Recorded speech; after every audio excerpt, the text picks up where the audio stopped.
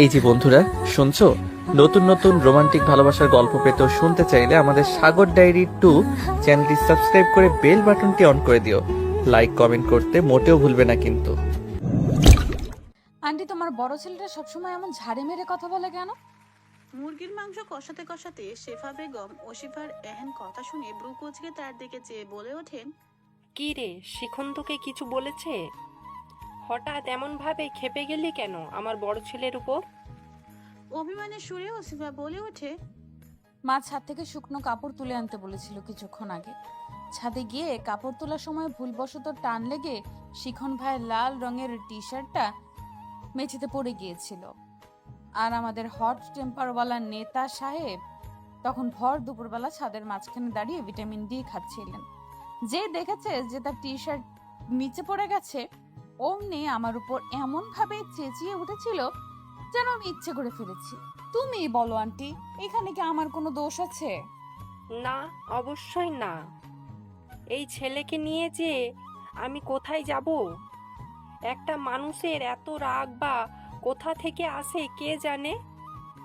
তুই কষ্ট পাস না মা? তোমার ছেলে তো চিনি ছাড়া চা খায়। এখন হতে চায়ের মধ্যে 4-5 চামচ চিনি দিও, চিনি গুলিয়ে দিও। পারলে ভাত এবং তরকারির সাথেও তা মিশিয়ে দিও, তাহলে যদি একটু কথায় মিষ্টতা আসে। ওসিফার এহেন কথা শুনে শেফা বেগম হো হো করে হেসে উঠে বলেন, তুই এমনিতে কথা তেমন বলিস না, আর যদি বাই এনি চান্স বলিসও তাহলে এমন একটা একটা কথা বলিস যা শুনে মানুষকে হাসতে হাসতে দম বন্ধ হয়ে মারা যেতে হয়। যা বাসা থেকে দ্রুত গোসল করে আয়। মুরগির মাংস রান্না করছি, দুপুরে একসাথে খাবো। শেফার কথা শেষ হতেই শিখন গামছা দিয়ে চুল মুছতে মুছতে রান্নাঘরে প্রবেশ করে।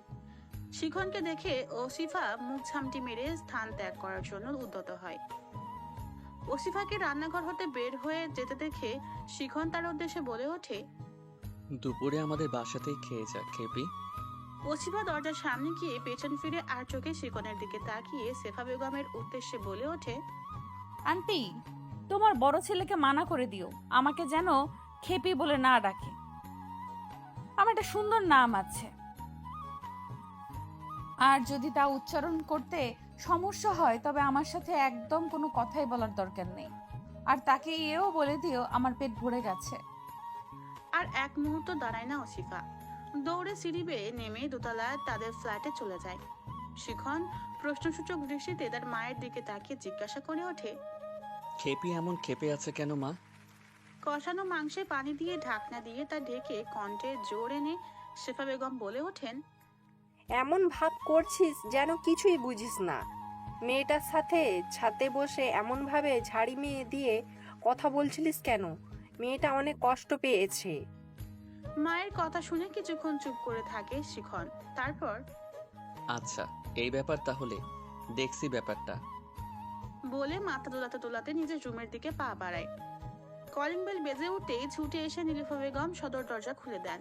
বাইরে শেফা বেগম ও তার ছোট ছেলে শাফিনকে দাঁড়িয়ে থাকতে দেখে নীলুফা বেগমের ঠোঁটের কোণে হাসি ফুটে ওঠে। ভাবি, ভেতরে আসেন। অশিফা কোথায় ভাবি?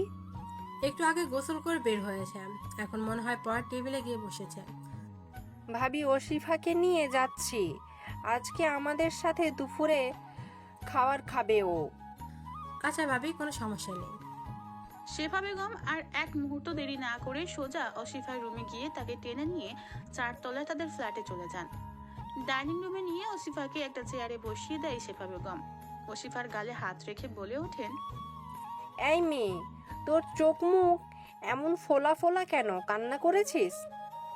উত্তর দেয় না ওসিফা। শেফা বেগম কিছুটা দূরে আরেকটা চেয়ারে বসে থাকা শিখনের দিকে চোখ গরম করে তাকিয়ে কিছু একটা বলেন ইশারায়। সাথে সাথে শিখন চেয়ার হতে উঠে ওসিফার সামনে এসে দাঁড়ায়।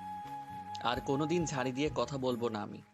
আসলে তখন মাথা গরম থাকায় তোর উপর রাগ দেখিয়ে ফেলেছি, যেটা একদম উচিত হয়নি। একজনের রাগ আরেকজনের উপরে দেখানোটা আসলেই যুক্তিহীন। সরি রে খেপি। কয়েকটা ডেয়ারি মিল্ক চকলেট এগিয়ে দেয় শিখন। ওসিফা জোরপূর্বক মুচকি হেসে হাত বাড়িয়ে তা নিতে গেলেই কি একটা ভেবে যেন শিখন চকলেটগুলো সরিয়ে নেয়। শিখনের কেন যেন মনে হচ্ছে ওসিফা তার ঝালালো কথায় কষ্ট পেয়ে কান্না করেনি। চকলেটগুলো শেফা বেগমের হাতে দিয়ে সে বলে ওঠে, হুম, আগে ভাত খাবি, তারপর আম্মু তোর হাতে চকলেট দেবে, তার আগে না। কি বলেছি আম্মু শুনেছ? এখন দ্রুত খেতে দাও। আচ্ছা, তাড়াতাড়ি বস গিয়ে। আগস্ট মাসের শেষের দিক। এই সময়ে আকাশের বোধহয় মুড সুইংই হয়। কখনো বা মাথার উপর তীব্র রোদ বিরাজ করে, কখনো বা আকাশ কালো করে হয় ঝিরিঝিরি বা ভারী বর্ষণ, আবার কখনো বা স্বচ্ছ নীল আকাশে ভেসে বেড়ানো তুলোর ন্যায় সাদা সাদা মেঘগুলো সকলের চোখ জড়িয়ে দেয়। এমনই একদিন প্রাইভেট পড়া শেষ করে পরন্ত বিকেলে ক্লান্ত শরীরে বাসায় ফিরছে অসিফা। শনিবার হওয়ায় আজ আর স্কুল নেই তার। হঠাৎ তার পথে বাধা হয়ে দাঁড়ায় তামিম। মুহূর্তের মাঝে অসিফার চোখ মুখে স্পষ্ট রাগের আভা ফুটে ওঠে। তামিম বলে ওঠে, তুমি গতকাল হঠাৎ ব্রেকআপ করলে কেন আসিফা? আর কিছু না বলে ব্লকও করলে কেন? তীব্র কণ্ঠে অসিফা বলে ওঠে, আমার ইচ্ছে হয়েছে তাই। আমার যাকে ব্লক করতে ইচ্ছে করবে তাকে ব্লক করব। আর তার জন্য একদম কোনো কৈফিয়ত দিতে আমি বাধ্য নই। এবার আসি ব্রেকআপের কথায়। তুমি তো একটা চিটার। কি ভেবেছো আমি কিছুই জানবো না? তোমার সব কীর্তিকলাপ সম্পর্কে আমি জেনে গেছি। আমারই বেস্ট ফ্রেন্ডের সাথে লুকিয়ে লুকিয়ে দেখা করো, ঘুরতে যাও, আর ভেবেছো আমি কিছুই জানবো না? তোমরা দুজনেই তো বেইমান। আজকের পর থেকে যদি কখনো আমার সাথে কথা বলার চেষ্টা করো তবে তুমি শেষ। পথ ছাড়ো আমার। অসিফার দিকে আরো এক কদম এগিয়ে তামিম বলে ওঠে। যদি না ছাড়ি? অসিফা ফুঁসতে ফুঁসতে বলে ওঠে, আমার জীবনটাকে তো ওলটপালট করে দিয়েছিস। আর কি করতে চাইছিস বল আমাকে, বল। অসিফা ছোটবেলা হতেই শান্তশিষ্ট, আর বিজ্ঞান বিভাগের ছাত্রী হওয়ায় তো পড়াশোনার চাপে আরো শান্তশিষ্ট হয়ে গেছে। এমন শান্তশিষ্ট মেয়ের মাঝে হঠাৎ এমন আক্রমণাত্মক রূপ দেখে ভীত হয়ে যায় তামিম। তামিমকে আরো অবাক করে দিয়ে পাশ থেকে বড় একটা ইট তুলে নিয়ে তার দিকে তেড়ে যায় অসিফা। আর ফের যদি তোকে আমার সামনে দেখেছি তো তোর একদিন কি আমার যে কয়দিন লাগে। তামিম আর এক মুহূর্ত সেখানে দাঁড়ায় না, দৌড়ে দৃষ্টি সীমানার বাইরে চলে যায়। হাত থেকে ইটটা ফেলে দিয়ে অসিফা সেদিকে তাকিয়ে কেঁদে ওঠে। তোর মতো পরোক্ষ মেয়েও যে প্রেম করতে পারে তা স্বপ্নেও ভাবিনি আমি। তা বাসায় জানি এ কথা? পেছন হতে হঠাৎ এহেন কথা কানে ভেসে আসতেই আটকে ওঠে, পিছন ঘুরে তাকায় অসিফা। সামনে দাঁড়িয়ে থাকা মানুষটাকে দেখে ভয়ে সারা শরীর তার কাঁপতে শুরু করে দিয়েছে। এবার যদি এই লোকটা তার বাবা মাকে এইসব কথা বলে দেয়। পেছন হতে এহেন কথা কানে ভেসে আসতেই আটকে উঠে পিছনে ঘুরে তাকায় অসিফা। সামনে দাঁড়িয়ে থাকা মানুষটাকে দেখে ভয়ে সারা শরীর তার কাঁপতে শুরু করে। এবার যদি এই লোকটা তার বাবা মাকে এইসব কথা বলে দেয়। কাঁপা কণ্ঠে অসিফা বলে ওঠে, শিখন ভাই আপনি এখানে? অসিফার দিকে তীক্ষ্ণ দৃষ্টিতে তাকিয়ে গম্ভীর কণ্ঠে শিখন বলে ওঠে, এই তো একটা মিটিং থেকে ফিরছিলাম, ভাবলাম সিএনজিতে না চড়ে শর্টকাট ধরে অলিগলি দিয়ে হেঁটেই বাসায় যাই। শিখন ভাই প্লিজ, আপনি কাউকে কিছু বলবেন না। আর আব্বু যদি জানতে পারে এইসব তাহলে আমাকে একদম মেরেই ফেলবে। আচ্ছা, তা না হয় না বললাম, তবে এই বয়সটা আবেগের জোয়ারে ভাসিয়ে রাখে মানুষকে। যে সাঁতরে কুলে পৌঁছাতে পারে সে জীবনে কিছু একটা করতে পারে। আমার আশা ছিল তুই অন্তত ডুববি না, কিন্তু আজ তা মিথ্যা প্রমাণিত হয়ে গেল। ডুবলি তো ডুবলি, তাও আবার ওই তামিমের জন্য। ওর সম্বন্ধে কিছু জানতিস না আগে থেকে? একেই কেন তোর বয়ফ্রেন্ড বানাতে হলো? এর চেয়ে ওই যে আমাদের পাশের গলির যে রিফাত তোকে পছন্দ করে, ওর সাথে প্রেম করতি। ছেলে তোর চেয়ে খাটো, তাতে কি লয়াল তো হতো। শিখনের কথা শুনে লজ্জায় মাথা নিয়ে দেয় অসিফা। নিজের উপর তার বড্ড রাগ হচ্ছে। তা কতদিনের রিলেশন তোদের? 2.5 বছরের। তবে ওর সাথে আর কোনো সম্পর্ক নেই আমার। চিট করেছে আমার সাথে। বলেই হু হু করে কেঁদে ফেলে অসিফা। অসিফার কথা শুনে শিখন 2 কদম পেছনে সরে যায়, অবাক কণ্ঠে বলে ওঠে, হোয়াট? 2.5 বছর? 2.5 বছর পর এসে চিনেছিস ওকে? অথচ একটু খোঁজ নিলেই ওর সম্বন্ধে সব জানতে পারতি। তোর মাথায় তো একদম ঘিলু নেই দেখছি। তাহলে রেজাল্ট এত ভালো করিস কিভাবে? অসিফা শিখনের দিকে এগিয়ে যায় কিছুটা। তার কিছুতেই শিখনকে ভরসা হচ্ছে না। যদি সে তার বাসাতে সব বলে দেয়।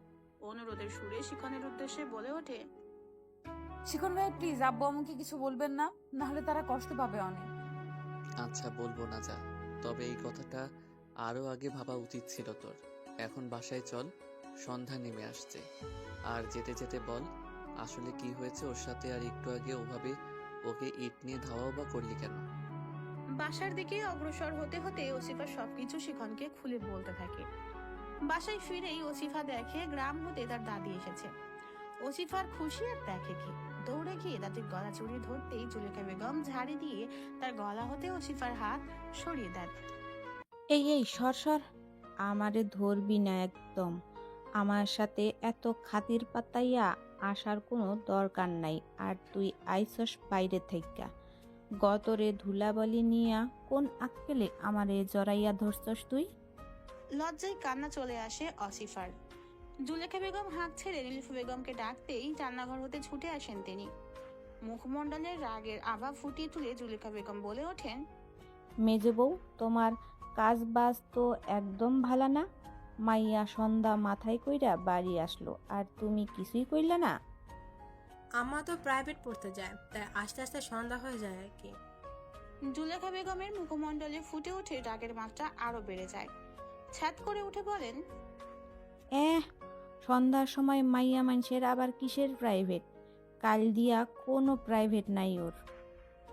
ওসিফা অশ্রুসিক্ত নয়নে নীলুফা বেগমের দিকে তাকাতেই তিনি বলে ওঠেন, ওয়াসিফা দ্রুত তোর রুমে যা, ফ্রেশ হয়ে অজু করে নামাজ পড়ে তারপর পড়তে বস, দ্রুত যা।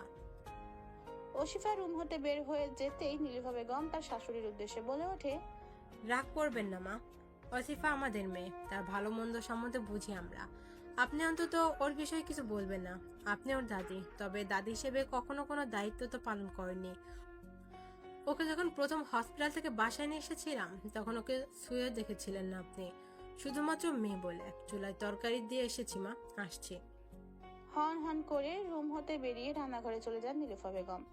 জুলেখা বেগম অবাক হয়ে সেদিকে তাকিয়ে থাকেন। নীলুফা বেগমকে এর আগে কখনো এত প্রতিবাদী হতে দেখেননি তিনি। অবশ্য মনে তার পাহাড় সম রাগও বাসা বাঁধে নীলুফা বেগম ও ওসিফার বিরুদ্ধে। রাতে সকলে একসাথে খেতে বসেছে।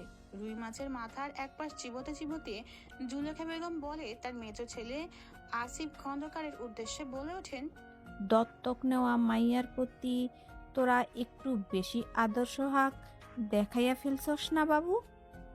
ড্রয়িং রুমে উপস্থিত সকলে বিস্ফোরিত নয়নে জুলেখা বেগমের দিকে চেয়ে পড়ে। আসিফ খন্দকার কিছু বলে ওঠার আগে আবার তিনি বলে ওঠেন, তোর বউ বন্ধা তা মাইনা নিছিলাম আমি, বাচ্চার দত্তক নিবি সে কথাও মাইনা নিছিলাম, কিন্তু দত্তক নিলি তাও নিলি একটা মাইয়া। এরে দিয়া তোদের ভবিষ্যৎ কি ক আমার একটু? তোর সব সম্পত্তি নিয়া তো সেই শ্বশুর বাড়ি যাইয়া ঠাই গাড়বে।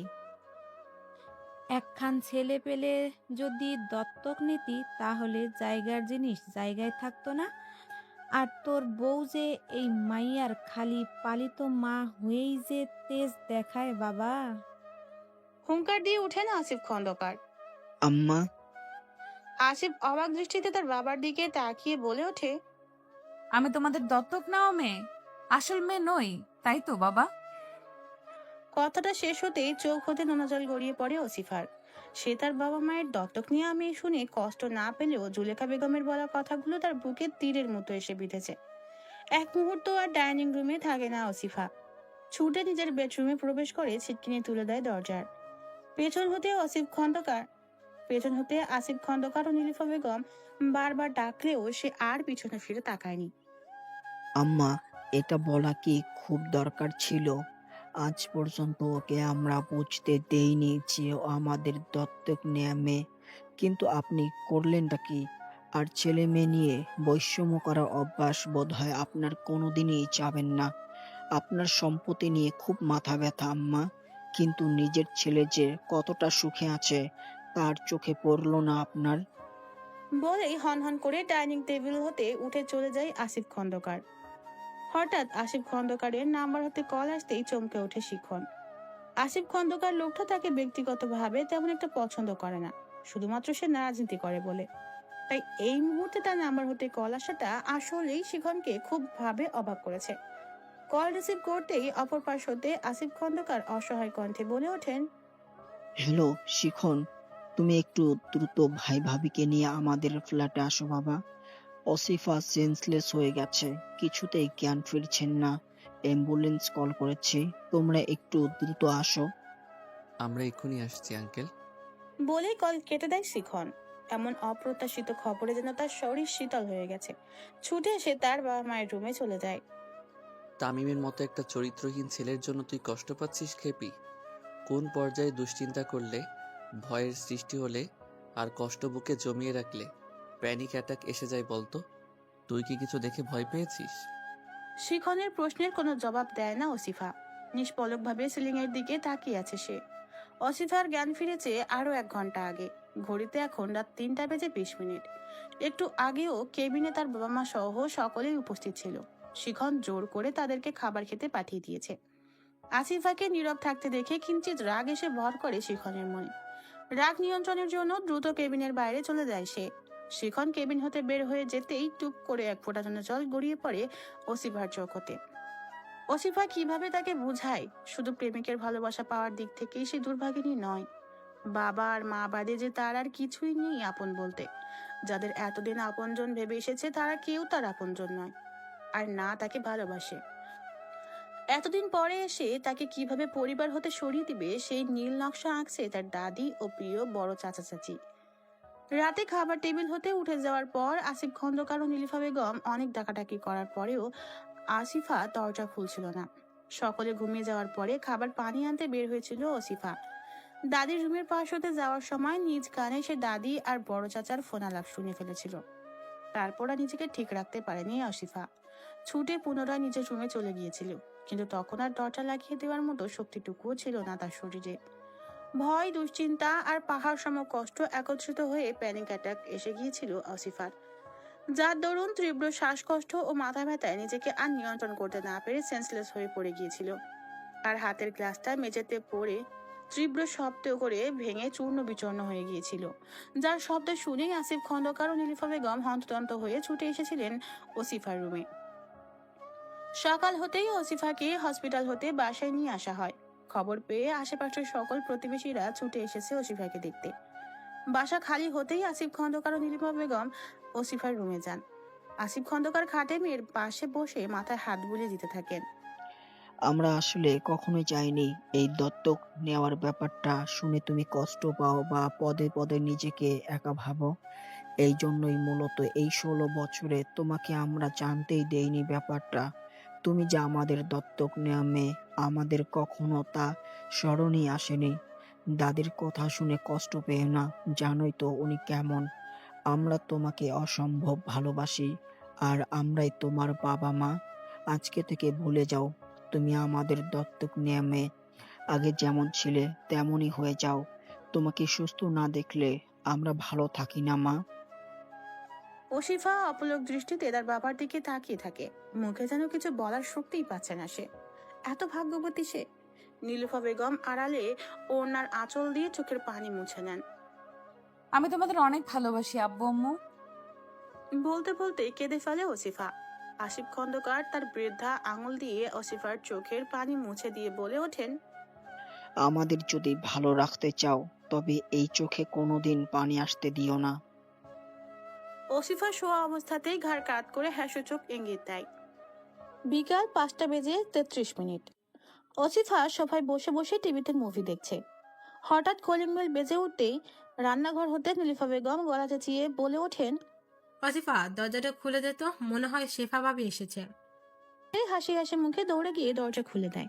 দরজার সামনে প্রত্যাশিত মানবীকে দেখতে না পেয়ে ব্রুকুচকে আসে ওসিফার। 3 জন মহিলা দাঁড়িয়ে আছে দরজার অপর প্রান্তে। তাদের মধ্যে হতে একজন মহিলা পান চিবোতে চিবোতে বলে ওঠেন, তুমি আসফা না? জি। ওসিফাকে কিঞ্চিত ধাক্কা দিয়ে ভেতরে ঢুকে যায় 3 জন মহিলা। অবাক দৃষ্টিতে দাঁড়িয়ে দাঁড়িয়ে তাদের কাণ্ড দেখছে ওসিফা। মহিলা 3 জন সোফায় বসতেই ওসিফার হুঁশ ফিরে আসে। আপনারা কারা? পরিচয় কি আপনাদের? বলেই সোফার দিকে এগিয়ে যায় ওসিফা। আমরা কারা তা পরে চিনো। এখন এদিকে আসো তো দেখি। বলেই ওসিফার ডান হাত ধরে টান দেয় একজন মহিলা। ওসিফাকে তাদের মাঝে বসিয়ে খুঁটিয়ে খুঁটিয়ে দেখতে থাকেন। গায়ের রং যা আছে তাতে চলে আর কি, অতটাও ফর্সা না, যা আশা করেছিলাম। নাক চোখ আর হাত পায়ের গঠন ভালোই আছে, কিন্তু গায়ে পায়ের একটু চিকন। যাই হোক, সমস্যা নাই, ঠিকঠাক ভাত পানি খাওয়ালে ঠিক হয়ে যাবে। আমাদের ছেলের সাথে মোটামুটি মানাবে। রান্না বান্না কি কিছু শিখিয়েছে তোমার মা? আর পায়ে কোনো সমস্যা আছে নাকি? দেখি একটু হেঁটে দেখাও তো দেখি। এমন অদ্ভুত অদ্ভুত কথা শুনে হিতাহিত জ্ঞান শূন্য হয়ে পড়ে ওসিফা। উঠে দাঁড়াতে নিলে নীলুফা বেগম রাগ মিশ্রিত কণ্ঠে বলে ওঠেন, কেন, ও কি উড়ে উড়ে গিয়ে আপনাদেরকে সদর দরজা খুলে দিয়েছিল নাকি? অসিফা, এদিকে আয় দ্রুত। ওসিফা দ্রুত পায়ে তার মায়ের কাছে যেতে তিনি বলে ওঠেন, অচেনা মানুষ এসেছে, দেখেছিস যখন তখন আমাকে ডাক দিলি না কেন? আর এনাদের ঢুকতেই বা দিলি কেন? ওসিফা ভীতু চোখে নীলুফা বেগমের দিকে তাকিয়ে বলে ওঠে, ওনারা তো ঠেলে ভেতরে প্রবেশ করেছে আম্মু। পরিচয় জিজ্ঞাসা করেছি, তাও বলেনি। কেমন কেমন ব্যবহার করছেন ওনারা আমার সাথে। ওসিফার হাতে নুডলসের বাটি ধরিয়ে দিয়ে তাকে রুমে পাঠিয়ে দেন নীলুফা বেগম। নীলুফা বেগমের এমন রাগান্বিত ভাবমূর্তি দেখে ঘাবড়ে যান মহিলা তিনজন। নীলুফা বেগম তাদের দিকে তীক্ষ্ণ দৃষ্টিতে তাকিয়ে বলেন, কি হলো, বলছে না কেন? আমার মেয়েকে উড়ে উড়ে গিয়ে আপনাদের দরজা খুলে দিয়েছিল? কারো বাসায় এভাবে কেউ প্রবেশ করে? আর আমার মেয়েকে এত নিকৃষ্টভাবে জাজ করার অধিকার দিয়েছে কে আপনাদের? দেখুন আপা, আমরা আমার ছেলের সাথে আপনার মেয়ের বিয়ের প্রস্তাব নিয়ে এসেছিলাম। কার অনুমতি নিয়ে এসেছেন? আমাদের সাথে কখনো যোগাযোগ হয়েছে কি এ বিষয়ে? আমরা তো আমাদের মেয়ের বায়োডাটাও কোনো ঘটককে দেইনি। তবে কার ইনভাইটেশনে এসেছেন ঠিক আছে, মেয়ের অভিভাবকদের সাথে কথা না বলে, তাদের অনুমতি না নিয়ে কোন আক্কেলে মেয়েকে যাচাই বাছাই করা শুরু করেছিলেন? আমাদের মেয়ের এখনো বিয়ের বয়সে হয়নি, খোঁজখবর নিয়ে টার্গেট করে যখন এসেছেন, তবে এটাও তো জানার কথা। দেখুন আপা, আপনি ভুল ভাবছেন আমাদের। আপনি এমনভাবে কথা বলছেন কেন? আমি কি খুব শখ করে এমন আচরণ করেছি বলে মনে হচ্ছে আপনাদের? আপনাদের আচার আচরণ আমার মাথার রক্ত উঠিয়ে দিয়েছে। মেয়ে দেখতে এসেছেন ভালো কথা, আগে তার বাবা মাকে ডাকুন, কথা বলুন, তাদের সম্মতি চান মেয়ে দেখার জন্য। যতই মেয়ে না দেখাতাম, অন্তত এমন ব্যবহারটা তো আর বাধ্য করতেন না। আর আপনারা মেয়ে হয়ে কিভাবে এমন আচরণ করেন? মেয়ের গায়ের রং, চোখ মুখ, হাত পায়ের গঠন, পায়ের সমস্যা আছে কিনা, এগুলো দিয়ে বিচার করেন মেয়েকে? তা মেয়ে দেখতে যাওয়ার আগে কি খোঁজ খবর নেননি? সৃষ্টিকর্তার সৃষ্টি অশেষ সুন্দর, সেই সৃষ্টি নিয়ে জাজ করা বা রং তামাশা করার অধিকার আপনাকে কে দিয়েছে? ভালোই ভালোই বলুন কার কথা এখানে এসেছেন, নতুবা পুলিশ ডাকতে বাধ্য হব এবং বাল্য বিবাহের জন্য প্রস্তাব দেওয়ান জেলের ভাত খেয়ে ছাড়বো আপনাদের। নীলুফা বেগমের কথায় ভীত চোখে মহিলা তিনজন একে অপরের দিকে চাওয়াচাওয়ি করে। অতঃপর পাত্রের মা আমতা আমতা করে বলে ওঠে, আপা, আমরা আপনার শাশুড়ির বাপের বাড়ির এলাকার লোক। আপনার শাশুড়ির কথাতেই আমরা আপনার মেয়েকে দেখতে এসেছি। আসিফ খন্দকার সবে ঘুম থেকে উঠে ফ্রেশ হয়ে ড্রয়িং রুমে প্রবেশ করেছেন।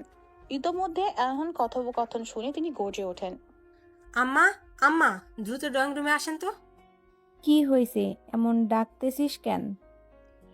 এনারা কারা? আমি কি আপনাকে একবারও বলেছি ওসিফাকে বিয়ে দেব? আম্মা, ছেলে খোঁজেন তো। ওর তো এখনো বিয়ের বয়সই হয়নি, সবে মাত্র দশম শ্রেণীতে পড়ছে। কয়েক মাস পরে মেয়েটার এসএসসি পরীক্ষা।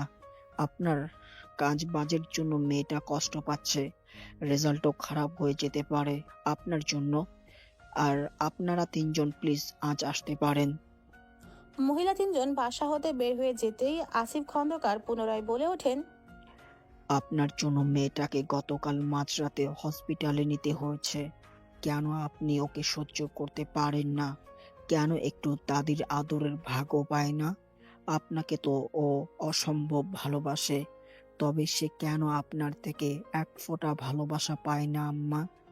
বড় ভাই আর ছোট ভাইদের ছেলে মেয়ের তো কত আদর করেন, তবে আমার মেয়ের ক্ষেত্রে এমন অবিচার কেন? একটু কি মায়া হয় না? আম্মা, কাল বড় ভাই আপনাকে এসে নিয়ে যাবে, ব্যাগপত্র গুছিয়ে রাখবেন, আর যখন যা প্রয়োজন হবে আমাকে কল করবেন, আমি পাঠিয়ে দিব বা নিজে গিয়ে দিয়ে আসবো। কিন্তু আজকের পর হতে আপনার সম্মুখে আর আমার মেয়ে যাবে না। বাবু, তুই পরের মাইয়ার জন্য আমার সাথে এমন করতে পারলি? কে পরের মেয়ে আম্মা? ও আমার মেয়ে। আমি অন্যায় কিছু করিনি আম্মা। আপনাকে কখনো ছেলের ভালোবাসার হতে বঞ্চিত করব না। কিন্তু দয়া করে আম্মা আমাদেরকে সন্তানহীন করার আর চেষ্টা করবেন না। কেন আপনার চোখে আমার সুখটা একটু পরিলক্ষিত হয় না আম্মা? ছেলে মেয়ের মধ্যে বৈষম্য করে কি লাভ পাওয়া যায় আম্মা? বাবা মায়েদের কাছে তো তাদের পরিচয় একটাই, সন্তান। কই আপনি তো জুইয়ের সাথে আমাদের 3 ভাইয়ের কখনো বৈষম্য করেন না আম্মা। ওসিফাই আমাদের মেয়ে, ওসিফাই আমাদের ছেলে। আসিফ খন্দকার আর এক মুহূর্ত না দাঁড়িয়ে বাসা হতে বেরিয়ে যান। নীলুফা বেগম অনেকবার ডাকলেও সে আর দাঁড়ায়নি। জুলেখা বেগম ফুসতে ফুসতে নীলুফা বেগমের উদ্দেশ্যে বলে ওঠেন। নীলুফা বেগম কিংকর্তব্য বিমূঢ় হয়ে যান জুলেখা বেগমের কথা শুনে। আম্মা এসব কি বলছেন আপনি? আপনার ছেলে আপনাকে অসম্ভব ভালোবাসে আম্মা। একবারও কি ভেবেছেন আপনার কিছু কাজ বাজের জন্য আপনার ছেলে ভয়ঙ্কর কষ্ট পেয়েছে এবং তা থেকে আজ এই পরিস্থিতির সৃষ্টি হয়েছে? আমি আপনাকে যথেষ্ট সম্মান করি এবং ভালোবাসি আম্মা। আপনার নামে কেন আমি বিষ ঢালবো? আপনি কিভাবে বলতে পারলেন এটা আম্মা? নীলুফা বেগম ওড়না দিয়ে চোখ মুছে নিয়ে সোজা রান্নাঘরে চলে যান রাতের জন্য ভাত চড়িয়ে দিতে। আন্টি, আমি খেপিকে স্কুলে এগিয়ে দিয়ে আসছি, আপনি বাসায় যান। বাইরে অনেক রোদ এমনিও, আমি বাইকে করে দ্রুত পৌঁছে দেব ওকে। বাঁচালে তুমি আমাকে শিখন। এই দুর্বল শরীরে ওকে একা যেতে দিতে ভরসা পাচ্ছিলাম না। বাসায় আবার বড় ভাসু এসেছেন, দুপুরে রান্নাও চড়াতে হবে। তুমি একটু সাবধানে বাইক চালিয়ে, কেমন? জি আন্টি, অবশ্যই। আপনি এখন বাসায় যান। শিখন ওসিফাকে নিয়ে দৃষ্টি সীমানার বাইরে চলে যেতেই নীলুফা বেগম নিশ্চিন্ত মনে বাসায় সিঁড়ি বেয়ে দোতলায় চলে যান। শিখন ভাই 1.5 বছর পর আবার বাইক চালানো শুরু করলেন যে, আন্টি অনুমতি দিয়েছে? তোর আন্টিকে অনেক কষ্টে রাজি করিয়েছি রে। এখন তুই আমাকে যদি তোর আর আমার পরিবারের সামনে কালারিং করতে না চাস, তবে আমার কাঁধটা ধর ভাই। কখন জ্যামে পড়বো আর হুট করে ব্রেক চাপবো, আর তখন তুই মাঝ রাস্তায় উল্টে পড়বি। এমনি তোর বাপ আমাকে তেমন একটা পছন্দ করে না। ওসিফা চরম দ্বিধাদ্বন্দ্বে ভুগেও কাপা হাতটা শিখনের কাঁধে রাখে। অতঃপর দৃঢ় কণ্ঠে শিখনের নিকট শুধায়। এই রাজনীতি করে কি এমন মজা পান শিখন ভাই? আছে আছে, তোর মতো গোবরে ঠাসা মাথাওয়ালা মেয়ে তা বুঝবে না। কিঞ্চিত রেগে যায় আসিফা, গাল ফুলিয়ে বলে ওঠে। কি বললেন আপনি? এবার দেখুন আমিও রাজনীতি করব। হো হো করে হেসে উঠে শিখন বলে।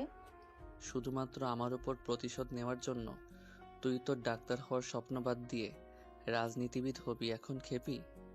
ওসিফা কিছু বলার আগেই লম্বা জামে এসে আটকে যায় তাদের বাইক। আসসালামু আলাইকুম ভাই। পরিচিত কারো কণ্ঠ শুনে শিখন পাশে ফিরতে দেখে তার ভার্সিটিরই এক ছোট ভাই।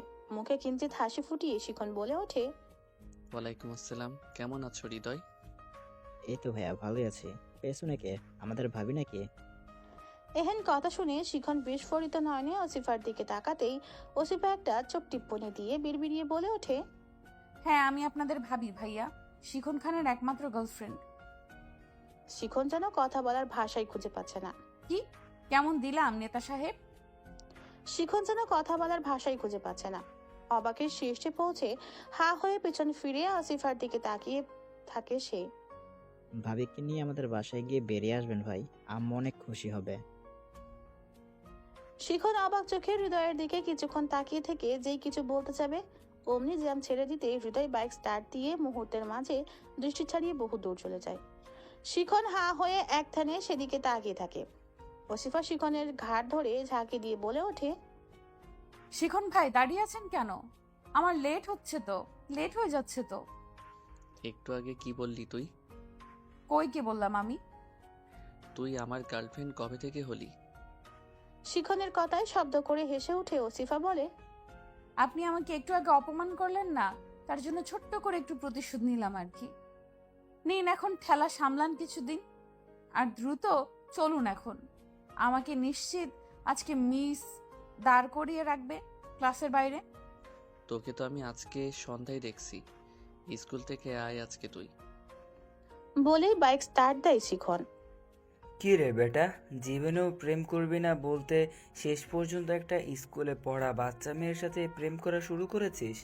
না, একদিক দিয়ে ভালোই করেছিস। আমাদের দেশের অধিকাংশ মেয়ের ফ্যামিলি ছেলের চাকরি পাওয়া পর্যন্ত একটু অপেক্ষা করতে পারে না। কেন ভাই, 2টা বছরের অপেক্ষা করলে কি এমন সমস্যা হয়ে যায়? আমাকে দেখ, চাকরি পেতে এখনো 2-3 বছর সময় লাগবে শুনে আরশিকে বিয়েই দিয়ে দিল। বেকার ছেলের সাথে মেয়ের বিয়ে দেবে না তারা? কত করে রিকোয়েস্ট করলাম মাত্র 2টা বছর অপেক্ষা করতে, কিন্তু করলোই না। কি আর করার, সব বাবা মাই তো মেয়ের ভালো চায়, তবে তারা যদি একটু সাপোর্টিভ হয় তাহলে আমাদের মতো রাহাত আরশিদের কি আর জিন্দা লাশ হয়ে বেঁচে থাকা লাগে? রাহাতের কথায় শিফন কপাল চাপড়ে বলে ওঠে, তোর কষ্টটা তো বুঝি রে বেটা, কিন্তু তোকে আমার প্রেমের কথা কে বলেছে? হৃদয়, কোথায় যে যাব আমি? আরে ওটা আমার গার্লফ্রেন্ড না, আমাদের বিল্ডিংয়ের 2 তলায় যে অসিফা থাকে ওকে দেখে হৃদয় ভাবছে আমার গার্লফ্রেন্ড। মেয়ে তো খারাপ না, তা গার্লফ্রেন্ড বানিয়ে ফেল। তুই কি চাচ্ছিস আমার জীবনও তোর মতো হয়ে যাক? মেয়ের বাপ রাজনীতি পছন্দ করে না, আমার সাথে মেয়ে দেবে বলে মনে হয় তোর? আমার আম্মুর তো বিশাল শখ, আজ অসিফাকে তার বড় ছেলের বউ বানাবে।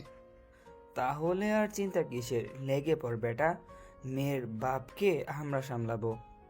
তুই চুপ কর তো, আমি যাচ্ছি, আমার মিটিং আছে একটা। তুই সারা জীবন মিটিংই করে যা, তোর আর প্রেম করা বা বিয়ে শাদী কিছু করার দরকার নেই।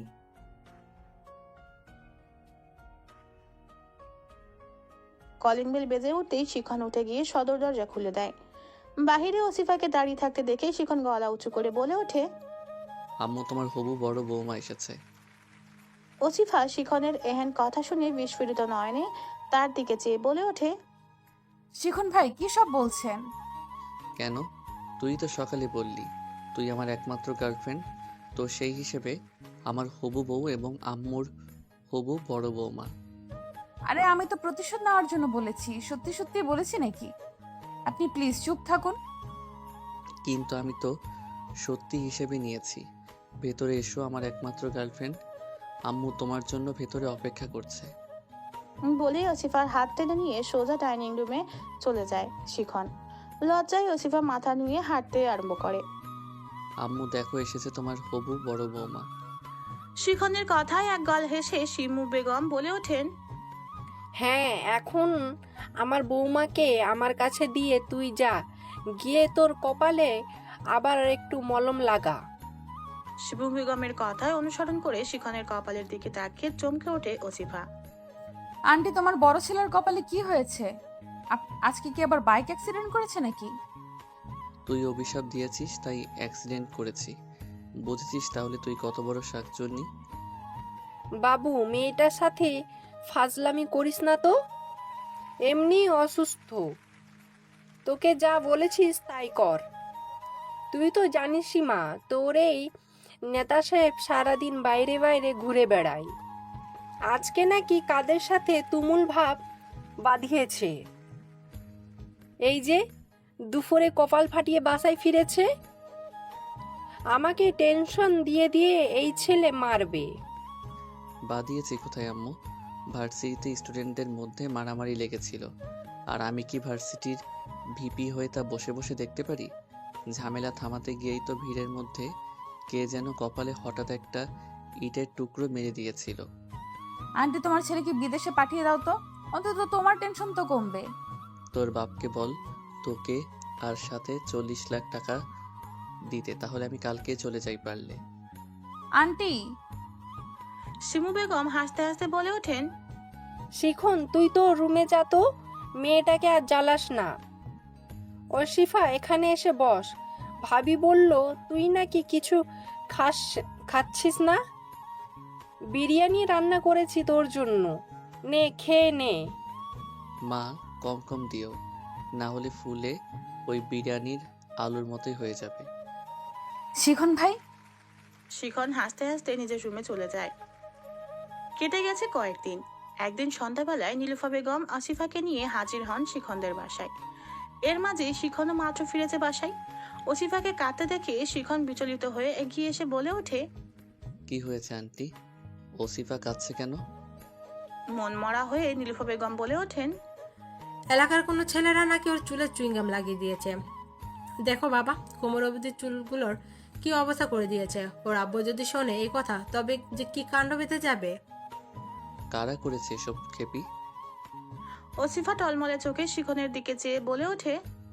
তামিম আর ওর বন্ধুরা। ওসিফার কথা শুনে এবং চুলের এহেন নাজুক অবস্থা দেখে শিখনের মাথায় ভয়ঙ্কর রাগ চড়ে যায়। রুমে গিয়ে কেঁচি নিয়ে আসতেই শেফা বেগম বলে ওঠেন। কেচি দিয়ে কি করবি? চুল কাটিস না? চুইলগাম তুলে ফেলা যাবে তো। আমার খেপির চুলে হাত দেওয়ার সাহস কোথায় পেয়েছে ওরা? চুলের যে পর্যন্ত ওদের হাতের স্পর্শ লেগেছে সে পর্যন্ত একদম কেটে ফেলবো আমি, আর ওদের হাতও আস্ত রাখবো না আমি। বলে ঘ্যাচা ঘ্যাচ আসিফার কোমর অবধি চুল কেটে ঘাড় অবধি করে ফেলে শিখন। কি করলিস তুই এটা? পাগল হয়েছিস? না, আমি ঠিকই আছি। আন্টি, তুমি ওকে নিয়ে বাসায় যাও, সামনে পরীক্ষা নাও, পড়তে বলো মন দিয়ে, চুল আবার বড় হয়ে যাবে। বলে বাসা হতে হনহন করে বেরিয়ে যায় শিখন। পরদিন সকালে স্কুলের জন্য বের হতেই গলির মাথায় তামিম ও তার বন্ধুরা ওসিফার পথ আটকে দাঁড়ায়।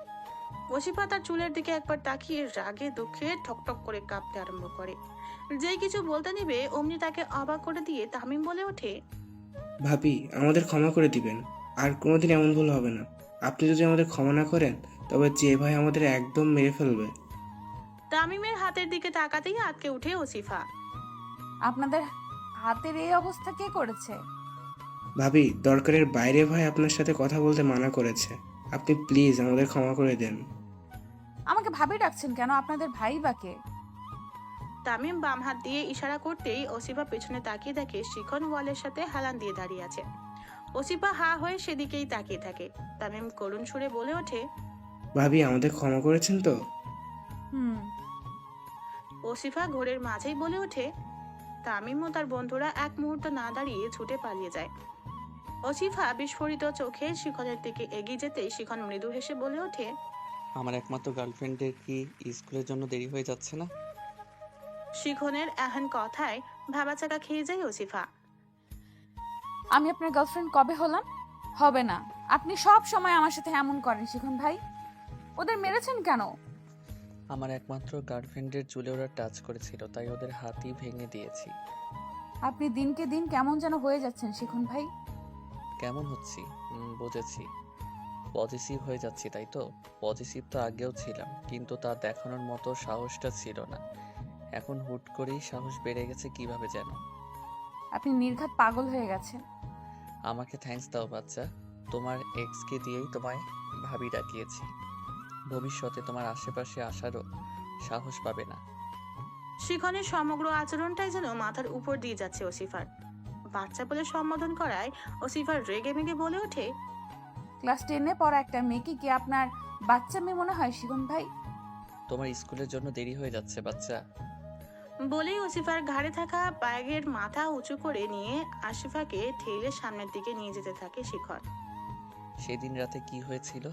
হঠাৎ সেন্সলেস হয়ে গিয়েছিলে কেন?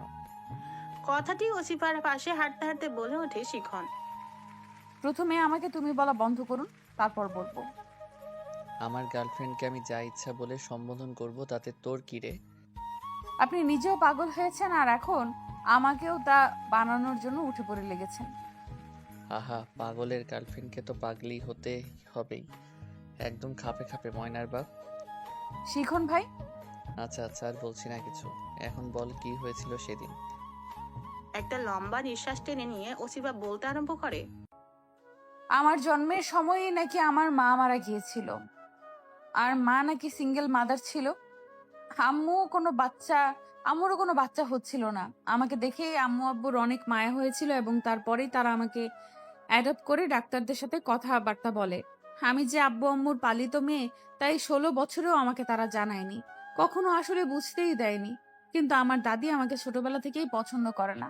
প্রথম কারণ আমি মেয়ে, এবং দ্বিতীয় কারণ আমাকে অ্যাডপ্ট করেছিল আব্বু আম্মু। তার ধারণা আব্বুর সব সম্পত্তি আমি নিয়ে যাব, এই বংশের মধ্যে আর কিচ্ছু থাকবে না। ছেলের জায়গায় কেন মেয়ে অ্যাডপ্ট করেছিল তার জন্য আমার দাদি আমার আম্মুকেও সহ্য করতে পারেন না। সেদিন রাতে খাবার টেবিলে বসে দাদির থেকেই জানতে পারি এই সব কথা। কষ্টও পেয়েছিলাম একটু, কিন্তু পরে রাতে যখন পানি আনতে গিয়েছিলাম তখন দাদির রুমের বাহির থেকে দাদি আর বড় চাচার ফোনালাপ শুনে ফেলেছিলাম আমি। আমাকে বাসা হতে চিরতরে বের করে দেওয়ার জন্য তারা ফোন দিয়ে আসছিল। আমি তখন ওটা শুনে অনেক ভয় ও কষ্ট পেয়েছিলাম। তামিমের থেকে পাওয়া ধোকা, দাদির মুখের বিষাক্ত বুলি এবং দাদি আর বড় চাচার ষড়যন্ত্র, এই সমস্ত বিষয় থেকে পাওয়া শকের কারণে তখন প্যানিক অ্যাটাক এসেছিল।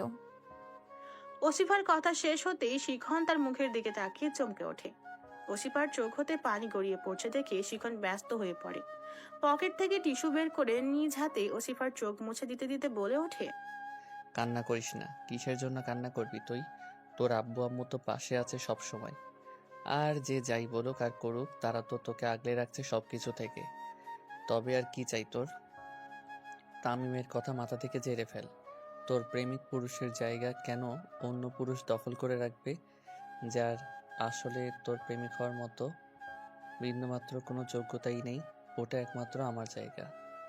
এই স্কুলের সামনে চলে এসেছি, দ্রুত ভেতরে যা।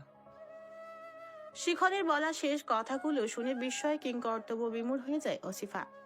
হা হয়ে শিখনের দিকে তাকিয়ে ঠায় দাঁড়িয়ে থাকে সে। বাতাসে ওসিফার বেরুনি করা উস্কো খুস্কো হয়ে যাওয়া চুলগুলো ঠিক করে দিয়ে শিখন পুনরায় বলে ওঠে, কি হলো, চা? নাকি স্কুল পালিয়ে আমার সাথে ঘুরে বেড়াতে ইচ্ছে করছে? লজ্জায় কান গরম হয়ে যায় ওসিফার। এক ছুটে স্কুলের মেন ফটক অতিক্রম করে ভেতরে চলে যায়। শিখন একবার ঘড়ির দিকে তাকিয়ে হাসতে হাসতে ভার্সিটির দিকে পা বাড়ায়। স্কুল শেষে ব্যাচ পড়া শেষ করে বাসায় ফিরতেই সোফায় শিমু বেগমকে বসা দেখে কোনো মতে ব্যাগ রেখেই শিমু বেগমের বাহু ধরে ঝাঁপিয়ে পড়ে ওসিফা। শিমু বেগম অতি স্নেহের সহিত ওসিফাকে আগলে নেন। উক্ত কাণ্ড দেখে নীলুফা বেগম বলে ওঠেন, আম্মুকে তো কখনো এভাবে স্কুলে যেতে জোরে ধরলি না মেয়ে। একটু শাসন করি বলে যে একদমই খারাপ আমি তা তো না। বোঝো না আন্টি, সবই হবু শাশুড়িকে হাতের মুঠোয় নেওয়ার ধান্দা। বলতে বলতে বাসার ভিতরে প্রবেশ করে শিখন। বাহির থেকে সে ফুচকা নিয়ে এসেছে সেফা বেগমের আদেশে। শিখনের এহেন কথা শুনে নীলুফা বেগম বলে ওঠেন, হবু শাশুড়ি? হ্যাঁ, তোমার মেয়ে নিজেই বলেছে সে নাকি আমার একমাত্র গার্লফ্রেন্ড। বলেই ওসিফার দিকে তাকায় শিখন। ওসিফার রাগান্বিত চোখে শিখনের দিকে তাকাতেই শিখন বলে ওঠে, দেখো আন্টি কিভাবে তাকাচ্ছে আমার দিকে। আপনি সবসময় এমন করেন শিখন ভাই। বলেই গটগট পায়ে নিজের রুমে চলে যায় ওসিফা। ড্রয়িং রুমে উপস্থিত সকলেই হো হো করে হেসে ওঠে। শিখনকে ডাইনিং রুম হতে প্লেট বাটি আনতে পাঠিয়ে শিমু বেগম বলে ওঠেন, ভাবি ওসিফাকে আমার চাই চাই। বাই এনি চান্স যদি ছেলের বউ বানিয়ে নাও নিতে পারি তবে এমনি নিয়ে যাব। আশিফ ভাইকে দিয়ে আমার ভরসা নেই। শ্বশুর আব্বুকে হ্যান্ডেল করে আমার উপরে ছেড়ে দিও। মেয়ে না দিতে চাইলে কিডন্যাপ করে নিয়ে যাব। তবে আমার একমাত্র গার্লফ্রেন্ডকে আগে আর একটু বড় হতে দাও। বলতে বলতে প্লেট নিয়ে ড্রয়িং রুমে ফিরে আসে শিখন। শিখনের মুখে এহেন কথা শুনে চমকে ওঠে শিমু বেগম ও নীলুফা বেগম। পরিবেশ স্বাভাবিক করতে শিখন পুনরায় বলে ওঠে, আন্টি, তুমি আমাকে ডাকলে যে আজ কোনো দরকার আছে? অসিফা সব সাবজেক্টের জন্য বাসায় টিচার ঠিক করেছে। বাইরে পড়তে দিতে ভরসা পাচ্ছি না। তুমি একটু ওর ইংলিশ সাইডটা দেখো। কাকে পড়াতে বলছেন ভাবি? তার যা রাগ, আমার তো ভয় লাগছে। রাগই তো ভালো, ফাঁকি দিতে পারবে না। এমনি অবশ্য দেয়নি, তবুও। শিখন, তুমি এখন গিয়ে শুধু পড়ার সময়সূচিটা সাজিয়ে দিয়ে এসো, যাও। আজ আর এমনি পড়াতে হবে না। শিখন ওসিফার রুমের দিকে পা বাড়াতে নীলুফা বেগম শিমু বেগমকে বলে ওঠেন, ভাবি কি শিখনকে আগে এই বিষয়ে কিছু বলেছিলেন? বলেছি, ওসিফাকে ওর বউ করে আনার অনেক শখ আমার। তবে যতবার বলেছি ততবারই ঝাড়ি দিয়েছিস। কিন্তু এখন তো ছেলের ভিন্ন রূপ দেখতে পাচ্ছি। কোথা থেকে কি হলো বুঝলাম না তো ঠিক। তবে এসব নিয়ে ওদের সাথে তার কথা বলা ঠিক হবে না। আর একটু বড় হোক ওরা দুজনেই। আর শিখন তো বুদ্ধিমান ছেলে, বুঝে শুনেই পা ফেলবে আমার বিশ্বাস।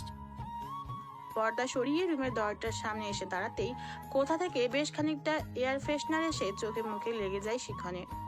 ওসিফা জিহ্বা কামড়ে এয়ার ফ্রেশনারটা পাশের চেয়ারের উপর রেখেই শিখনের হাত টেনে ভিতরে নিয়ে যায়। কেউ দেখেছে কিনা তা পর্যবেক্ষণ করে স্বস্তির নিঃশ্বাস নেয় সে। শিখনকে টেনে বাথরুমের দিকে নিতে নিতে বলে ওঠে, এই রে, আমি একদম বলতে পারিনি। আপনি আমার রুমের দিকে আসবেন, দরজা বন্ধ করে নিলে আর এমনটা হতো না। আমি অনেক অনেক সরি। এই নিন, চোখে মুখে পানি ছিটিয়ে নিন শিখন ভাই।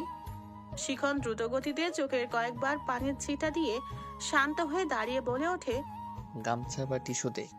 ওসিফা টিস্যু এগিয়ে দিতেই শিখন মুখ মুছে নিয়ে ওসিফার রিডিং টেবিলের কাছে একটা চেয়ার টেনে নিয়ে বসে পড়ে। তোর প্রতিশোধগুলো কেমন যেন অদ্ভুত অদ্ভুত টাইপের খেপি। এটা যদি কেউ শোনে, স্টুডেন্ট তার ইংলিশ টিচারের উপর প্রতিশোধ নিয়ে তাকে ভাগানোর জন্য চোখে এয়ার ফ্রেশনার মেরেছে, তাহলে ব্যাপারটা কেমন হবে বলতো? দেখুন, আমি একদম ইচ্ছে করে এমনটা করিনি। আমি কি বুঝেছি যে আপনি দরজার সামনে এসে দাঁড়াবেন এই সময়ে? আচ্ছা হয়েছে, এখন বস চেয়ারে। আমি তোকে কবে কখন পড়াতে আসবো তার টাইম টেবিলটা সাজিয়ে দিচ্ছি, আর পড়াটাও দিয়ে যাচ্ছি। তোর ইংলিশ খাতাটা আমার কাছে দে। ইংলিশ খাতাটা ওসিফা এগিয়ে দিতেই শিখন খাতার কয়েকটা পৃষ্ঠা উল্টে দেখে বলে ওঠে। হাতের লেখার এমন বাজে দশা কেন? মনে হচ্ছে খাতার সাদা পেজের সাথে কলমের খালির বিরাট যুদ্ধ বেড়েছে। ব্রু কুচকে ওসিফা শিখনের দিকে কিছুক্ষণ তাকিয়ে থেকে হঠাৎ তার চুল টেনে ধরে ঝাঁকাতে ঝাঁকাতে বলে ওঠে। আমার হাতের লেখা খারাপ? ছোটবেলায় আমাকে কে হাতের লেখা শিখিয়েছিল? নেতা সাহেব, আপনি না? সব সময় আপনি আমাকে পচান। খেপি আমার চুল ছাড় বললাম, আমি তোর ইংলিশ টিচার। তা তো কালকে থেকে। আজকে শুধু চারতলার হট টেম্পারওয়ালা শিখন ভাই। তুমি যে অসিফার ইংলিশ টিচার হিসেবে শিখনকে ঠিক করলে, ও কি আদৌ পারবে অসিফাকে পড়াতে? সারাদিন তো মিছিল মিটিং করে কাটিয়ে দেয়। কতটুকু দক্ষ ও ইংলিশে যে ওকে রাখতে হলো। সেই উচ্চ মাধ্যমিকের পর তো আর ওর হাতে একখানা বই দেখিনি কখনো। এগুলো বলা শেষ করে মুখে এক কোয়া কমলা পুড়ে নেন আসিফ খন্দকার। কাউকে যখন আমাদের পছন্দ হয় না, তখন তার সবকিছুই আমাদের কাছে নেগেটিভ লাগে। আসিফ, তুমি তো রাজনীতির বিষয়টাই দেখো শুধু, কিন্তু কখনো রেজাল্ট জানার চেষ্টা করেছো? শেফা ভাবে যে বছরে বছরে মিষ্টি নিয়ে হাজির হয়, তা তো নিশ্চয়ই দেখেছ। সবই শিখনের প্রতি সেমিস্টারের টপ রেজাল্টের জন্য মিষ্টি ছিল। তোমার এই অভ্যাসটা হয়তো বা বদলানো উচিত। আসিফ, যাকে তোমার তার কোনো বিষয়ের জন্য অপছন্দ, তার যে সকল দিকে খারাপ এমন তো না। সবারই টুকিটাকি খুঁত থাকেই। আর শিখন রাজনীতি করে, এটা তো খারাপ না। বিষয়টা হচ্ছে তোমার রাজনীতি পছন্দ না, আর সবার সবকিছু পছন্দ না হওয়া অস্বাভাবিকও কিছু না। কথাগুলো বলে নীলুফা বেগম গটগট পায়ে ড্রয়িং রুম হতে বেডরুমের দিকে চলে যান। আসিফ খন্দকার গম্ভীর দৃষ্টিতে স্ত্রীর গমন পথে তাকিয়ে থাকেন। রসায়নের হোমওয়ার্ক কমপ্লিট করে সবেমাত্র ইংরেজিটা নিয়ে বসেছে আসিফা। ইংরেজি খাতার কিছু পৃষ্ঠা উল্টাতেই শিখনের হাতের লেখা চোখের সামনে ভেসে ওঠে। ট্রি প্ল্যান্টেশন ও উইন্টার মর্নিং প্যারাগ্রাফ লেখা ও পড়া দিয়ে গেছে শিখন। শিখনের হাতের লেখার দিকে তাকিয়ে মুখ ভেঙচি দিয়ে ওসিফা বিড়বিড় করে বলে ওঠে। নিজের হাতের লেখার চেহারা দেখো। বলে কি না আমার হাতে লেখা খারাপ? বেশ করেছি, এয়ার ফ্রেশনার মেরেছি। কাল একদম চায়ের সাথে গুঁড়ো মরিচ গুলিয়ে খাইয়ে দেব। আসিফা খন্দকারের নামের স্পেশাল চা। পড়ার টেবিলের উপর মাথা কাত করে রেখে প্যারাগ্রাফ লিখতে থাকে ওসিফা। হঠাৎই মাথায় এক রাশ চিন্তা এসে ভর করে। শিখনের সমগ্র আচরণই তার কাছে কেমন উদ্ভট লাগছে। সে যে বিষয়গুলোকে মজার ছলে নিচ্ছে, শিখন কি আদৌ তা মজার ছলেই করছে? ভাবনার মাঝেই টুপ করে ওসিফার হাত হতে কলমটা খাতার উপর পড়ে যায়। সেই হতে রুমের দরজার সামনে দাঁড়িয়ে মেয়ের কার্যকলাপ পরীক্ষা করছেন নীলুফা বেগম। ধীর পায়ে রুমে প্রবেশ করে ওসিফার পাশে এসে দাঁড়িয়ে মিহি কণ্ঠে নীলুফা বেগম বলে ওঠেন। দিনকে দিন কেমন উদাসীন হয়ে যাচ্ছিস তুই আসিফা। মায়ের কণ্ঠ কানে বাজতেই লাফিয়ে উঠে ঠিকঠাক হয়ে বসে ওসিফা। ওসিফার পাশে একটা চেয়ার টেনে নিয়ে বসেন নীলুফা বেগম। মেয়ের দিকে প্রখর দৃষ্টি নিক্ষেপ করে বলে ওঠেন। এই বয়সে কাউকে মনে ধরতেই পারে, তবে নিজের আবেগকে সর্বদা নিয়ন্ত্রণে রাখা তোমার জন্য একটা অনেক বড় দায়িত্ব। আবেগের সমুদ্রে ভেসে যেন নিজের ক্যারিয়ার খারাপ না হয়। তোমার কোনো কিছুতেই কোনোদিন আমরা অভিযোগ করব না, তবে নিজের কর্মকাণ্ডের জন্য যেন নিজের কখনো কপাল চাপড়াতে না হয় বা আফসোস করতে না হয়। এই কথাটা হয়তো আমি আর কোনো দিনও রিপিট করব না। সারা জীবনের জন্য তোমার সফলতা অর্জনে এটা একটা চাবিকাঠি হয়ে দাঁড়াতে পারে। মাথায় গেঁথে রেখো, তোমার আব্বু খাবার টেবিলে বসে আছে, দ্রুত খেতে এসো। নীলুফা বেগম দ্রুত পা ফেলে রুম ত্যাগ করেন। ওসিফা অবাক দৃষ্টিতে মায়ের চাওয়ার পানে তাকিয়ে থাকে। নীলুফা বেগম সবসময় তাকে তুই সম্বোধন করে থাকেন, তবে উপদেশ দেওয়ার বেলায় হঠাৎই তিনি তুই হতে তুমিতে স্থানান্তরিত হন। হয়তোবা সৃষ্ট হওয়া পরিবেশটাকে আরেকটু জোরদার করে তুলবার জন্য। ওসিফা মায়ের বলা কথাগুলো আওড়াতে আওড়াতে ডাইনিং রুমের দিকে পা বাড়ায়। তুই কি সারা রাত ঘুমাসনি? ব্রুকুচকে বলে ওঠে শিখন। লেখা থামিয়ে ভেবাচাকা খেয়ে শিখনের দিকে তাকায় ওসিফা। শিখন কি তবে এতক্ষণ তার দিকেই তাকিয়েছিল? ওসিফাকে তাকিয়ে থাকতে দেখে শিখন পুনরায় বলে ওঠে, কি রে, আমাকে আগে কখনো দেখিসনি? এইভাবে তাকিয়ে আছিস কেন? কি জিজ্ঞাসা করেছি তার উত্তর দে। টেস্ট পরীক্ষার আর 1 মাস আছে শিখন ভাই। সব পড়া শেষ করতে করতে ভোর 4টা বেজে গিয়েছিল। তারপর একেবারে নামাজ পড়ে কিছুক্ষণ ঘুমিয়েছিলাম। আর আপনি তো ভোর 6টায় পড়াতে আসবেন, তার জন্য তো ঘুম একদম উড়ে গেল আমার। আচ্ছা, আপনি বসুন আর খাতা দেখতে থাকুন, আমি চা বানিয়ে আনি, আমারও একটু রিফ্রেশমেন্ট দরকার। ওকে, অ্যাজ ইউ উইশ। ওসিফা চেয়ার ছেড়ে উঠতে নিলেই শিখন বলে ওঠে, দাঁড়া, এখানে বস একটু। ওসিফা পুনরায় চেয়ারে বসতেই শিখন উঠে দাঁড়িয়ে ওসিফার ঘাড় অব্দি ছড়িয়ে থাকা এলোমেলো চুলগুলোকে গুছিয়ে এক হাতের মুঠোটা নিয়ে পুনরায় বলে ওঠে, একটা হেয়ার ব্যান্ড দে তো। ওসিফা বিনা বাক্য ব্যয়ে টেবিলের ড্রয়ার হতে একটা হেয়ার ব্যান্ড বের করে দিতেই তা দিয়ে চুলগুলো বেঁধে দেয় শিখন। নে এখন যা। ওসিফা চেয়ার হতে উঠে দাঁড়িয়ে কিছুক্ষণ শিখনের দিকে তাকিয়ে থেকে রান্নাঘরের দিকে পা বাড়ায়। টকবগিয়ে ফুটে ওঠা চা কাপে ঢেলে তার ভেতর 1 চামচ গুঁড়ো মরিচ মিশিয়ে দিয়ে বিড়বিড় করে ওসিফা বলে ওঠে, আপনারা তো কেয়ার দেখে 1 চামচের বেশি আর গুঁড়ো মরিচ দিতে মন চাইছে না নেতা সাহেব। শত হোক মানবতা বলে একটা ব্যাপার আছে তো নাকি?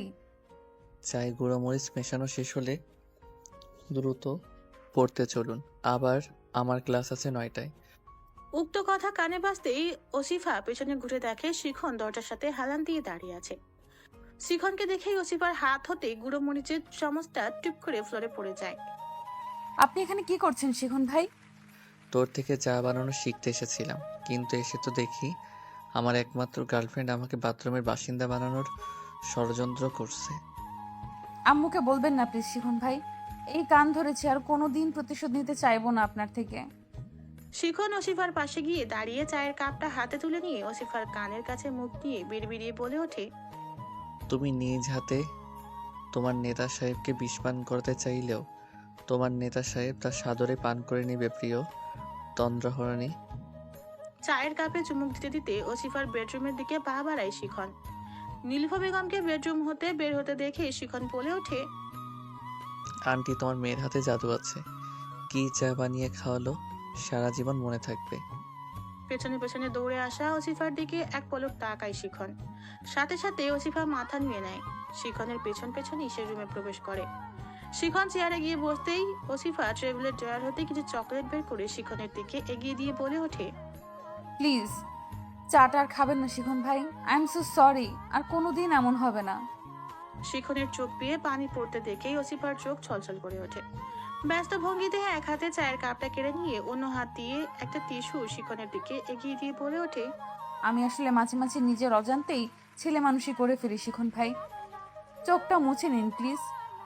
নিজে মুছে দিতে পারছিস না? ওসিফা সন্তর্পণে শিখনের চোখের পানি মুছে দিতেই শিখন পুনরায় বলে ওঠে, তাড়াতাড়ি বাকি পড়া শেষ কর। দেখতে দেখতে ওসিফা টেস্ট পরীক্ষাও প্রায় শেষের পথে। আজ শেষ পরীক্ষা দিয়ে স্কুলের মেন ফটকের বাইরে আসতেই চমকে যায় ওসিফা। শিখন মুখে স্মিত হাসি ফুটিয়ে রেখে দাঁড়িয়ে আছে কিছুটা দূরেই। হাতের ফাইলটা আরো শক্ত করে আঁকড়ে ধরে শিখনের দিকে অগ্রসর হয় ওসিফা। পরীক্ষা কেমন হয়েছে? ঝাক্কাস। এই মেয়ে, সব ভাষা কোথা থেকে শিখছিস তুই? শিখতে হয় না, এমনিতেই মুখে চলে আসে। আপনি এখানে কেন? আমার স্টুডেন্টের যেহেতু ইংরেজি পরীক্ষা ভালো হয়েছে, সেহেতু সে তার টিচারের পক্ষ হতে অবশ্যই একটা ট্রিট ডিজার্ভ করে। Am I right? আলবাত। Let's go. কোথায় যাচ্ছি আমরা? আমার একমাত্র গার্লফ্রেন্ডের ফেভারিট বার্গার খেতে। আপনি মানুষের সামনে এইভাবে আমাকে গার্লফ্রেন্ড গার্লফ্রেন্ড বলেন, মানুষ কি ভাবে বলেন তো? মানুষ কিভাবে তাতে আমার কি? নিজের প্রেমিকাকে অন্যের সামনে নিজের বলাটা অন্যায়, তা কোথায় বলা আছে রে খেপি? আমি আপনার প্রেমিকা কবে হলাম? তোর জন্মের সময় থেকে। এবার চল তুই বোন। একবার প্রেমিকা বলে সম্বোধন করে, আর একবার বোন বলে, এটা অন্যায় না? শিখনের ব্রু কুচকে ওসিফার দিকে তাকিয়ে বলে ওঠে, তলে তলে তাহলে তুমিও টেম্পু চালাতে শুরু করেছো ওসিফা? তবে এসএসসি এর আগে তোমার টেম্পু চালানো এলাও না। এখন আমি চালাবো, তুমি পেছনে বসে ঘুরবে। লেটস গো আমার একমাত্র গার্লফ্রেন্ড। ওসিফা বার্গার খাচ্ছে আর শিখন তার দিকে তাকিয়ে মুচকি মুচকি হাসছে। শিখনকে হাসতে দেখে ওসিফা খাওয়া থামিয়ে বলে ওঠে, আপনি এভাবে হাসতেছেন কেন? তুই যেভাবে স্বাচ্ছন্দ্য বোধ করে আমার সামনে বার্গার খাচ্ছিস তা থেকেই বোঝা যাচ্ছে তুই আমাকে কত ভালোবাসিস। বলেই চোখ টিপ্পনি কাটে শিখন। অমনি ওসিফা খাওয়া থামিয়ে দিয়ে বলে ওঠে, শিখন ভাই, আরে আমি মজা করছি, খা তুই। বার্গার তোর এত ফেভারিট? হ্যাঁ, তবে আব্বু তো জাঙ্ক ফুড খাওয়া একদম পছন্দ করে না। আঙ্কেল তো তার জায়গা থেকে ঠিকই আছে, তবে আমি তোকে প্রতি সপ্তাহে একটা করে বার্গার ট্রিট দিতে পারি যদি তুই অন্য ছেলেদের দিকে না তাকাস। প্রমিস? প্রমিস। ওকে, ডান। এখন চলেন, দেরি হয়ে যাচ্ছে, আব্বু আসার সময় হয়ে গেছে। চলো আমার একমাত্র গার্লফ্রেন্ড। যথা আজ্ঞা আমার টেম্পু ড্রাইভার। আজ 3 তলার রেহান শেখের বড় মেয়ে রোদেলার গায়ে হলুদ। সন্ধ্যায় ছাদে বেশ জমজমাট ভাবে হলুদের অনুষ্ঠানের আয়োজন করা হয়েছে। ওসিফা কচি কলাপাতা রঙের একটা শাড়ি পরে 3 তলা থেকে ছাদে ছোটাছুটি করে চলেছে বারবার। প্রতিবারই হাতে কোনো না কোনো খাবার ভর্তির থালা নিয়ে আসছে। এবার হলুদের বাটি নিয়ে ছাদে প্রবেশ করতেই সামনে শিখনকে দেখে চমকে ওঠে ওসিফা। ওসিফার দিকে প্রখর দৃষ্টি নিক্ষেপ করে শিখন বলে ওঠে, আর 5 দিন বাদে যার এসএসসি পরীক্ষা সে এখন হলুদের অনুষ্ঠানে এসে নাচানাচি করছে। How sweet. ব্রুকুচকে শিখনের দিকে তাকিয়ে ওসিফা বলে ওঠে, নাচানাচি কই করলাম? সারাদিন আমাকে খেপাতে না পারলে বোধহয় আপনার ভালো লাগে না, তাই না শিখন ভাই? জানিসই যখন, তাহলে জিজ্ঞাসা কেন করিস? শিখনের দেওয়া উক্ত জবাবে থতমত খেয়ে যায় ওসিফা। পাঞ্জাবির পকেট থেকে ফোন বের করে স্ক্রল করতে করতে হলুদের স্টেজের দিকে যেতে আরম্ভ করে শিখন। যেতে যেতে ওসিফার দিকে না তাকিয়েই বলতে আরম্ভ করে, 2টো ছবি তুলে আমার হোয়াটসঅ্যাপে সেন্ড করে দিস তো। আর কাল সকাল 6টায় সদর দরজা খুলে রাখিস, কালকেই লাস্ট পড়াবো। আর ইংরেজি পরীক্ষার আগে ফাঁকে একদিন গিয়ে টুকটাক ইম্পর্টেন্ট বিষয় দেখিয়ে দিয়ে আসবো। এখনো পড়ান, চলুন। গায়ে হলুদে থেকে করব কি? পারলে আমার বিয়ের দিনেও এসে ইংরেজি পড়িয়ে দিয়েন। আজ ওসিফার শেষ পরীক্ষা। পরীক্ষা দিয়ে হল থেকে বেরোতেই মেন ফটকের সামনে শিখনের দাঁড়িয়ে থাকতে দেখে ওসিফা এক গাল হেসে সেদিকে দৌড়ে যায়। আপনি এসেছেন? আমার একমাত্র গার্লফ্রেন্ড আসতে বলেছে আর আমি আসবো না? পরীক্ষা কেমন হলো? খুব ভালো। চল বাসার দিকে যাই তাহলে। কিছুটা সামনে ফুচকাওয়ালাকেও দেখে এসেছি, একসাথে ফুচকা খাবো আজ।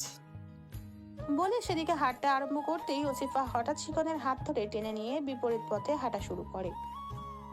উল্টো পথে যাচ্ছিস কেন? আজ আসিফা তার একমাত্র টেম্পো ড্রাইভারের সাথে রিক্সা করে সারা শহর ঘুরতে মন চাইছে। বাসায় যেতে লেট হলে তোকে আঙ্কেল বকবে তো। আব্বু বাসায় নেই, রাত হবে আসতে, আম্মুকে ম্যানেজ করতে পারবো আমি। শিশু পার্কের সামনে রিক্সা এসে থামতেই বাইরে থেকে পার্কের ভেতরের একটা ফাঁকা দোলনা দেখে চোখ চকচক করে ওঠে ওসিফার। কিছু না বলেই রিক্সা হতে নেমে ছুটে পার্কের ভিতরে যেতে নিলেই গেটের সামনে থেকে তাকে আটকে দেয় কিছু লোক। প্রবেশের টিকিট না কাটলে ভিতরে ঢোকা যাবে না। শিখন চোখ দিয়ে ইশারা দিতেই লোকগুলো ওসিফাকে ভেতরে যাওয়ার সুযোগ করে দেয়।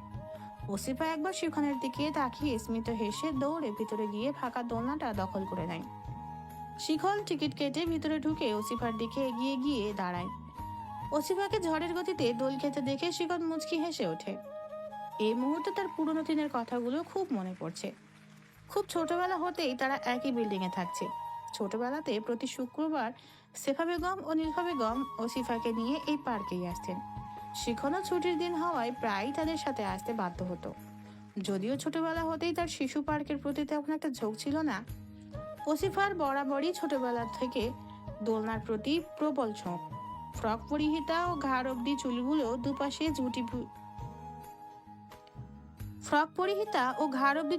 দুপাশে দুটো ঝুঁটি করা ছোট্ট ওসিফা যখন দোল খেত আর খিলখিল করে হাসতো, শিখন তখন ট্যাপ ট্যাপ করে তাকিয়ে শুধু ওসিফাকেই দেখত। গোল গাল ওসিফার গাল দুটো সবসময় টানতে মন চাইতো শিখনের। একদিন সাহস করে যেই ওসিফার গাল দুটো ধরে টেনেছিল, সেই অমনি ওসিফা মাটিতে শুয়ে গড়াগড়ি করে কেঁদে কেটে সব একাকার করে ফেলেছিল। এসব কথা মনে করে আনমনেই হেসে ওঠে শিখন। ওসিফার দিকে তাকাতেই তার মনে হতে থাকে, এই তো সেই ছোট্ট ফ্রক পরিহিতা গোলগাল আসিফা দোলনায় দোল খাচ্ছে। এই মেয়েটা শুধু একাত্তই তার। এই মেয়েটার প্রতি শুধু তারই অধিকার রয়েছে। হঠাৎ মৃদু ঝগড়ার শব্দ কানে ভেসে আসতেই হুঁশ ফেরে শিখনের। স্পষ্টভাবে চেয়েই দেখে ওসিফা একটা বাচ্চা ছেলের সাথে রীতিমতো ঝগড়া করছে। ছেলেটা বারবার তাকে দোলনা হতে উঠতে বলছে, আর ওসিফা তার বলা এক বাক্যে স্থির হয়ে আছে, আমি আগে বসেছি, তাহলে আমি কেন উঠবো? পরিস্থিতি অস্বাভাবিক বুঝে শিখন দৌড়ে গিয়ে ওসিফাকে টেনে দোলনা থেকে উঠিয়ে নিয়ে আসে কিছুটা দূরে। ওসিফার হাত ছেড়ে দিয়ে বড় সড়ো একটা দম ফেলে শিখন বলে ওঠে, বাচ্চাটার সাথে ঝগড়া করছিলি কেন? আমার তো ভয় লাগছে। 2 দিন পরে নিজের বাচ্চা হলে কিভাবে সামলাবি? বাচ্চার চকলেট চিপস তো নিজেই কেড়ে খেয়ে নিবি যা দেখছি। তা নিজে কি বাচ্চার বাপ এমনি এমনি হবেন নাকি? সব তো আপনাকে সামলাতে হবে। কথাগুলো বেশ উচ্চ স্বরেই বলে ওসিফা। লজ্জায় শিখন আশেপাশে তাকাতে থাকে যে কেউ শুনেছে কিনা। পাশে দাঁড়িয়ে কিছু মহিলাকে হাসতে দেখে শিখন দ্বিগুণ লজ্জাবোধ করে মাথা নুয়ে ফেলে। শিখনকে মাথা নুয়ে ফেলতে দেখে ওসিফা আশেপাশে তাকাতেই তার সম্বিত জ্ঞান ফিরে আসে। জিভ কেটে শিখনের উদ্দেশ্যে বলে ওঠে, এই রে, সরি শিখন ভাই, আমি আসলে খেয়াল করিনি। তুই যে হুটহাট এভাবে লজ্জায় ফেলাটা কোথা থেকে শিখেছিস আমি ভেবে পাচ্ছি না। কেন? আপনার থেকে? এহেন কথা কর্ণগোচর হতেই শিখন বিস্ফোরিত নয়নে ওসিফার দিকে চেয়ে পড়তেই ওসিফার চোখ টিপ্পনি কাটে। বাসায় ফিরতে ফিরতে বিকাল 5:30 বেজে গেছে। সদর দরজা খোলা পেয়ে নিঃশব্দে পা ফেলে ড্রয়িং রুম ত্যাগ করে নিজের রুমের দিকে যেতে আরম্ভ করে ওসিফা। আর পরীক্ষা শেষ হয়েছে দুপুর 1টায়, তবে এতক্ষণ কোথায় ছিলে তুমি? গম্ভীর এক পুরুষালী কণ্ঠের এহেন কথা কানে বাজতেই ওসিফা চমকে উঠে পিছনে ফিরে দাঁড়িয়ে পড়ে। কিছুটা দূরেই আসিফ খন্দকার চোখ মুখে গম্ভীরতা ফুটিয়ে তুলে দাঁড়িয়ে আছেন। আব্বু তুমি কখন এলে? তোমাকে কি জিজ্ঞাসা করেছি তার উত্তর দাও আগে। এতক্ষণ কোথায় ছিলে? শিখনের সাথে রিস্কায় চড়ে কোথায় গিয়েছিলে? শেষের কথাটুকু শুনে ভয় কেঁপে ওঠে ওসিফা। শিখনের সাথে সে রিকশায় চড়ে কোথায় গিয়েছিল, এটা আসিফ খন্দকারের কানে কোথা থেকে এলো? ভাবতেই দম বন্ধ হয়ে আসে ওসিফার। জবাব না পেয়ে আসিফ খন্দকার পুনরায় বলে ওঠেন, কি হলো জবাব দাও। ওর হাত ধরে টেনে নিয়ে রিস্কায় উঠেছিলে, এটাও মানুষ দেখেছে। তোমাদের নাকি প্রায় একসাথে দেখা যায় রাস্তায়। বাসায় এসে পড়ানোর পারমিশন দিয়েছে বলে কি রাস্তাঘাটে একসাথে চলাফেরা করতেও বলেছি? তোমার দ্বারা এমন কিছু আমি কখনোই আশা করিনি ওসিফা। আসিফ খন্দকারের এহেন কথায় চোখ টলমল করে ওঠে ওসিফার। কিভাবে সব বোঝাবে তা আর মাথায় খেলে না। এর মাঝে দিলুফা বেগমও ড্রয়িং রুমে এসে উপস্থিত হন। অসিফা তো দেরি হলো কেন আসতে? কোথায় ছিলে এতক্ষণ? জানিস কত টেনশন করছিলাম আমরা। আমি অনেক অনেক দুঃখিত আব্বু আম্মু, আমি আসলেই ভুল করে ফেলেছি। আসলে পরীক্ষার শেষ, তাই সেই উত্তেজনায় সব গুলিয়ে ফেলেছিলাম। তোমাদের একটা কল করে জানানো উচিত ছিল আমার। আব্বু আমি শিখন ভাইকে পছন্দ করি, কিন্তু তোমাদের সম্মান চলে যাবে এমন কিছু আমি করিনি কখনো। তুই সজ্ঞানে বলছিস তো? যা বলছি সজ্ঞানেই বলছি। আমি কখনোই চাই না আমার জন্য তোমাদের নাক কাটা যাক। এই কথাটা আমি পরীক্ষার পরেই বলে দিতাম তোমাদের। আমি নিজেই এই ব্যাপারটা উপলব্ধি করেছি অল্প কিছুদিন হলো। আমি সত্যিই শিখন ভাইকে অনেক পছন্দ করি আম্মু। আবেগের জোয়ারেও গা ভাসাচ্ছি না আমি। আমার প্রথম টার্গেটই আমার ক্যারিয়ার, তারপর অন্য কিছু। সন্ধ্যায় সাকলেন ভাই আর শেফা ভাবিকে শিখনকে নিয়ে বাসায় আসতে বলো নীলফা। অসহায় দৃষ্টিতে একবার নীলুফা বেগমের দিকে তাকায়। নীলুফা বেগমের মাঝে এমন কঠোরতা দেখে আচমকা কেঁদে ওঠে ওসিফা। মেয়ের চোখে পানি দেখে কেঁপে ওঠেন নীলুফা বেগম। 2 হাতে মেয়েকে আগলে নিয়ে বলে ওঠেন, কাছিস কেন বোকামে? আমি রাগ করিনি। আমাকে ক্ষমা করে দাও আম্মু, এমনটা আর কোনোদিনও হবে না। আমার উচিত হয়নি তোমাদের না জানিয়ে যাওয়া। আমি এটাও বুঝিনি কখন শিখন ভাই আমার মন দখল করে নিয়েছে। আর আজকে শিখন ভাইয়ের কোনো দোষ নেই মা, আমি জোর করে নিয়ে গেছিলাম। মেয়ের এমন সহজ সরল মনোভাব ও স্বীকারোক্তিতে মুগ্ধ হন নীলুফা বেগম। মেয়েটা পারলে তো তাদের রাস্তাকে অপব্যবহার করে মিথ্যা কাহিনীও তাদের কাছে উপস্থাপন করতে পারত, যেটা বর্তমানে প্রায় সংখ্যক টিনেজার করে থাকে। নীলুফা বেগম মেয়ের মাথায় হাত বুলিয়ে দিয়ে বলে ওঠেন, সারা জীবন এমনি থাকিস আব্বু আম্মুর কাছে, তবে জীবনে কোনো সিদ্ধান্ত নেওয়ার সময় একটা বার তোর আব্বু আম্মুকে তাতে সামিল করিস। এখন যা দ্রুত ফ্রেশ হয়, আমি এখনই খাইনি। ওসিফা মুগ্ধ নয়নে তার মায়ের দিকে চেয়ে থাকে। তার আব্বু আম্মুকে সে তার সাথে দরকারে কঠোর হতে দেখেছে, আবার কোমল হতেও দেখেছে। যার জন্যই হয়তো এখন পর্যন্ত জীবনে কোনো প্রবল বাধার সম্মুখীন সে হয়নি, কিন্তু কোনো না কোনোভাবে তারা তাকে পার করে দেয় সবকিছু হতে। শিখন ছেলেটাও তাকে সকল খারাপ ভালো মুহূর্তে আগলে রাখে। আব্বু আম্মুর পরে সেই একজন যে তাকে সঠিক পথে ধাবিত হওয়ার নির্দেশনা দিয়ে থাকে। এমন মানুষকে কেই বা হারিয়ে যেতে দিতে চায়? ওসিফা সৃষ্টিকর্তা দরবারে লাখো কোটি শুকরিয়া জানায় এবং